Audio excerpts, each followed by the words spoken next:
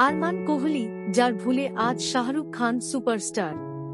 পরিচালক বাবার ছেলে আরমানকে দেখা গেছে জানি দুশমন, এলওসি কার্গিলের মতো ছবিতে। সর্বশেষ দেখা গেছে সালমান খানের প্রেম রতন ধন পায়ো ছবিতে। দেখা গেছে তাকে 2013 সালে বিগ বস এও রাজ কাওয়ারের পরিচালনায় দিওয়ানা ছবিতে অভিনয়ের প্রস্তাব পান আরমান। ছবিতে দিব্যা ভারতী এবং ঋষি কপুরের সঙ্গে অভিনয় করার সুযোগ পান তিনি। সেই মতো শুটিংও শুরু করে দেন। কিন্তু বেশ কিছুদিন শুটিং চলার পর ছবি থেকে বেরিয়ে আসার সিদ্ধান্ত নেন আরমান।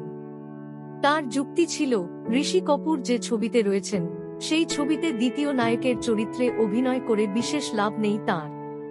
আরমান ছবি ছেড়ে বেরিয়ে গেলে তাঁর জায়গায় শাহরুখ খানকে নেওয়া হয়। বাকিটা ইতিহাস। দিওয়ানা রাতারাতি জনপ্রিয় করে তোলে শাহরুখ খানকে।